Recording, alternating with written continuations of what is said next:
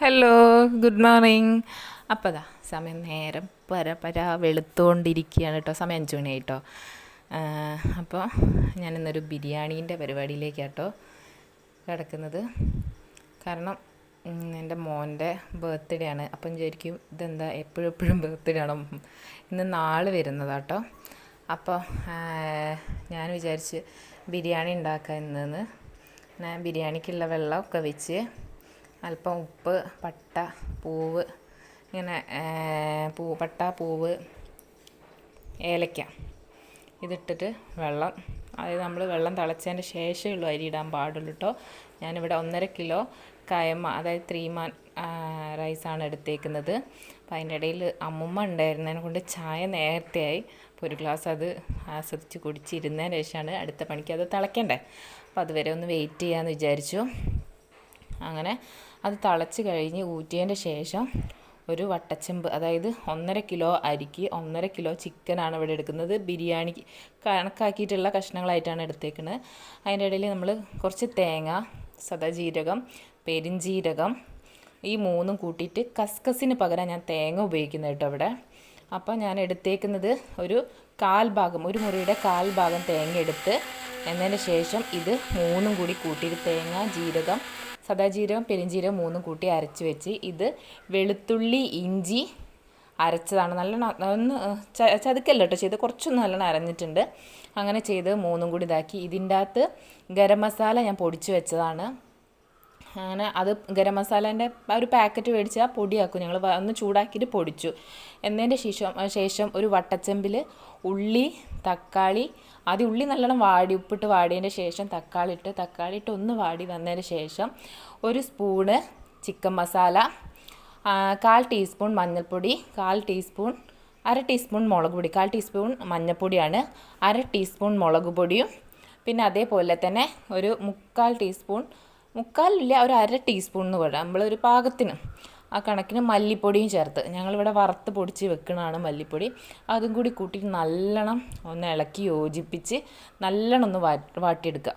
മല്ലിപ്പൊടി ഇടാൻ കുറച്ച് ലേറ്റായി പോയിട്ടുണ്ട്, അതാണ് കേട്ടോ. അപ്പം എന്നതിൻ്റെ ശേഷം നേരത്തെ അരച്ച് വെച്ച തേങ്ങയും പെരിഞ്ജീരകവും സദാജീരകവും കൂടിയുള്ള മിക്സ് അതിൻ്റെ അകത്ത് ഇടുക. അതിൻ്റെ ആ ഇതിൽ തന്നെ നമ്മൾ ചിക്കൻ കഴുകി വൃത്തിയാക്കി വെള്ളം വാരാൻ വെച്ചിട്ടുണ്ടായിരുന്നു, അതും അതിൻ്റെ കൂടെ ഇട്ടിട്ട് നല്ലോണം ഒന്ന് ഇളക്കുക. നല്ലോണം എന്ന് പറയുകയാണെങ്കിൽ ആ മസാല അതിൻ്റെ അകത്തൊന്ന് പിടിക്കണം, ആ ഇറച്ചീൻ്റെ അകത്തൊന്ന് പിടിക്കണം.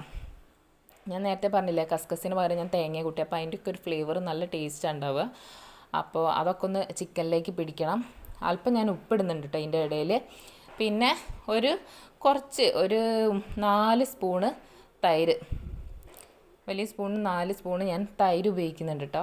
അത്രയേ ഉള്ളൂ. ഞാനൊരു കൈക്കണക്ക് ഇങ്ങനെ ഉണ്ടാക്കി എക്സ്പീരിയൻസ് കൊണ്ടല്ല കേട്ടോ, അതൊക്കെ ഒരു കൈക്കണക്കായിപ്പോയിട്ടുണ്ട്. അപ്പോൾ നല്ലോണം വാട്ടി ഞാൻ ഇപ്പുറത്ത് ഗ്യാസിൻ്റെ അകത്ത് കുറച്ച് ഉള്ളി, നമ്മളെ റൈസിൻ്റെ മുകളിൽ ഇതാക്കാൻ വേണ്ടിയിട്ട് ഉള്ളി ഒന്ന് ഓയിലിൽ വാട്ടിയെടുക്കുന്നുണ്ട്.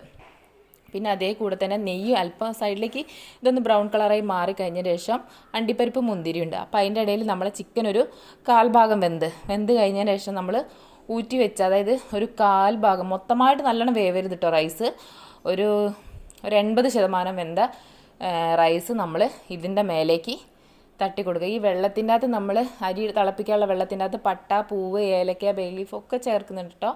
ഒക്കെ ചേർത്ത് കഴിഞ്ഞിട്ടാണ്, വെള്ളം തിളച്ചിട്ടാണ് നമ്മൾ അരി ഇടുന്നത്. അതൊരു 80% വെന്ത് കഴിഞ്ഞതിന് ശേഷം നമ്മൾ ഇപ്പോൾ ഈ ചിക്കൻ്റെ മുകളിലേക്ക് തട്ടി കൊടുക്കുക. അതിൻ്റെ ഇടയിൽ ഞാൻ നെയ്യിൻ്റെ അകത്താണ് അണ്ടിപ്പരിപ്പും മുന്തിരിയും ഇതാക്കുന്നത്. ബാക്കി എല്ലാ സംഭവവും ഞാൻ ഓയിലാട്ടോ ചെയ്തത്. ഈ കാണുന്ന ഒരു 2-3 സ്പൂണാണ് ഞാൻ ഇതിൻ്റെ അകത്ത് ഈ നെയ്യ് ചേർത്ത്, എൻ്റെ കയ്യിലിരിക്കുന്ന സ്പൂണിന് 2-3 സ്പൂണ് നെയ്യ് ഞാൻ ചേർത്തിട്ടുണ്ട്. അതേപോലെ തന്നെ റൈസിൻ്റെ അകത്തും കുറച്ച് മേലെ ഇതാക്കിയിട്ടുണ്ട്. അതിൻ്റെ മേലെ കുറച്ച് വിട്ടുപോയതാണ് കേട്ടോ ഞാൻ കാണിക്കുക. മല്ലിയിലയും തിരക്കായതുകൊണ്ട് മല്ലിയിലയും കരിവേപ്പിൻ്റെ ഇലയും നമ്മൾ മുറിച്ചിട്ടുണ്ടായിരുന്നു, കട്ട് ചെയ്ത് വെച്ചത് അതിൻ്റെ മേലെ ഒന്ന് ഇതാക്കി കൊടുത്ത്. എന്നതിൻ്റെ ശേഷം ആ ഉള്ളി, അണ്ടിപ്പരിപ്പൊക്കെ ഒന്ന് ഇതാക്കിയിട്ടാണ് അടച്ച് വെക്കുന്നത്. ഒരു 10-20 മിനിറ്റ് നമ്മൾ ദമ്മിനിട്ടുണ്ട്. ചിരട്ട കത്തിച്ച് അടിയിൽ മാത്രം, മുകളിലേക്ക് വെച്ചിട്ടില്ല, അടിയിൽ ഒക്കെ. കാരണം ചോറിന് നല്ല ചൂടുണ്ടായിരുന്നു. പിന്നെ അടുപ്പ് നമ്മൾ കത്തി നിൽക്കുന്ന അടുപ്പ്, അതിന് നല്ല ചൂടുണ്ട്. അടുപ്പത്താട്ടോ വെച്ചത്. കാരണം എന്നും ഞങ്ങൾ ഗ്യാസിൻ്റെ മേലെയാണ് എല്ലാ പരിപാടിയും ചെയ്യൽ. ഇപ്രാവശ്യം ഞങ്ങൾ വിചാരിച്ച് എന്ത് സാധനം ചെയ്യുമ്പോൾ അധികം വീഡിയോ എടുക്കുമ്പോൾ ഒക്കെ ഞാൻ അടുപ്പത്ത്, എനിക്ക് ഭയങ്കര ഇഷ്ടമാട്ടോ അടുപ്പത്ത് കത്തിക്കാൻ വേണ്ടിയിട്ട്. അപ്പം നല്ല വിറകൊക്കെ ഉണ്ടെങ്കിൽ നല്ല സുഖമല്ലേ, പെട്ടെന്ന് ഗ്യാസിനേക്കാൾ പെട്ടെന്ന് എനിക്ക് ഇതാവും. കാരണം ഈ അടുപ്പിന് നമ്മളൊന്ന് ജസ്റ്റ് ഒന്ന് കത്തിച്ച് ഇതാക്കി കൊടുത്താൽ ബാക്കി ഇങ്ങനെ വിറക് വെച്ച് കൊടുത്താൽ നല്ലോണം കത്തും, പെട്ടെന്ന് ആവുകയും ചെയ്യും. ഇത് 3 എണ്ണം ഉണ്ട് ഈ അടുപ്പിന്, അപ്പം പെട്ടെന്ന് ആവുകയും ചെയ്യും. അപ്പം ബിരിയാണി അമ്മനോട് ഞാൻ പറഞ്ഞു അങ്ങനെ തന്നെ വെക്കാമെന്ന് പറഞ്ഞു. പിന്നെ രാവിലെ പത്തിരിയാണ് ഉണ്ടാക്കി. ഏട്ടന് ഇതാ ടിഫിൻ, അതായത് ബോക്സിലേക്കൊക്കെ ഇതാക്കി തണഞ്ഞു കഴിഞ്ഞതിന് ശേഷം ഏട്ടൻ അതും കൊണ്ടുപോയി. എനിക്ക് ഒന്ന് പുറത്ത് പോകാണ്ടായിരുന്നു. പുറത്ത് പോകാണ്ടെന്ന് പറഞ്ഞാൽ വേറെ എവിടെയല്ല കേട്ടോ, നമ്മളെ വീടിൻ്റെ അതായത് കട്ടില വെപ്പാണ്. അപ്പം കട്ടില വെപ്പിനൊരു ദിവസം നോക്കാൻ വേണ്ടിയിട്ട് പോകണം. അങ്ങനെ അതുകൊണ്ട് അതൊന്ന് നോക്കാൻ വേണ്ടി പോവുകയാണ്. അത് കഴിഞ്ഞൊക്കെ വന്നതിന് ശേഷം ഞാനൊന്ന് ബിരിയാണി ടേസ്റ്റ് ചെയ്ത് കേട്ടോ. അടിപൊളിയായിരുന്നു കേട്ടോ. ശരിക്കും നമ്മളൊരു റെസ്റ്റോറൻറ്റ് സ്റ്റൈലിൽ കിട്ടുന്ന ബിരിയാണീൻ്റെ അതേ ടേസ്റ്റും കാര്യങ്ങളുണ്ട്. തണഞ്ഞപ്പോൾ ഫുള്ള് സെറ്റായിട്ടുണ്ട് കേട്ടോ. നല്ല ടേസ്റ്റ് ഉണ്ടായിരുന്നു കേട്ടോ, ഒന്നും പറയാനില്ല. പിന്നെ മോൻ്റെ ബർത്ത്ഡേ ആയതുകൊണ്ടാണല്ലോ വെച്ച്, അപ്പോൾ അവനായിരുന്നു കൊടുക്കേണ്ടത്. പക്ഷെ ഞാൻ ആദ്യം വീഡിയോ എടുക്കേണ്ടതിനെ കൊണ്ട് ഞാനാട്ടോ ആദ്യം ടേസ്റ്റ് ചെയ്ത് നോക്കിയത്. നല്ല വിശപ്പുണ്ടായിരുന്നു പോയി വന്നപ്പോൾ. മസാലേൻ്റെ ഒരു ടേസ്റ്റും ചിക്കനൊക്കെ നല്ലോണം വെന്ത് നല്ലൊരു ഇതായിട്ടുണ്ട്. അപ്പം അത് കഴിച്ച് കഴിഞ്ഞതിന് ശേഷം മക്കൾക്ക് 2 ആൾക്ക് എടുത്തു കൊടുത്തിട്ടുണ്ട്. അപ്പോൾ നിങ്ങൾക്ക് ഈ വീഡിയോ ഇഷ്ടപ്പെട്ടാൽ ലൈക്ക് ചെയ്യാനും ഷെയർ ചെയ്യാനും കമൻറ്റ് ചെയ്യാനും സബ്സ്ക്രൈബ് ചെയ്യാനും മറക്കരുത്. ഇഷ്ടപ്പെട്ടിട്ടുണ്ടെങ്കിൽ നിങ്ങൾ മസ്റ്റായിട്ട് എന്തായാലും ട്രൈ ചെയ്ത് നോക്കുക കേട്ടോ. എന്നതിന് ശേഷം കമൻറ്റ് ചെയ്താൽ മതി. നല്ലതാണെങ്കിലും ചീത്തയാണെങ്കിലും ഇതൊക്കെ ക്വാണ്ടിറ്റി കൂടിയും കുറഞ്ഞൊക്കെ ഇരിക്കുക. മെത്തേഡ് ഇതുപോലെ ചെയ്ത് നോക്കും, നിങ്ങൾക്ക് എന്തായാലും ഇഷ്ടപ്പെടും. അപ്പോൾ അത് ആ മക്കളും കഴിച്ചുകൊണ്ട് നിൽക്കുകയാണ്, അവർക്കും ഇഷ്ടപ്പെട്ട്. നമ്മൾ ഉണ്ടാക്കുന്നതിനെ കൊണ്ട് അവർക്ക് ഇഷ്ടമാണ് ബിരിയാണി. അവരൊന്നും പറഞ്ഞിട്ടില്ല, അടിപൊളി എന്നാണ് പറഞ്ഞത്. അപ്പോൾ നമുക്ക് പുതിയൊരു വീഡിയോ ആയിട്ട് കാണാം. നമ്മളെ ചാനൽ സപ്പോർട്ട് ചെയ്യുക. Please support me. ബൈ.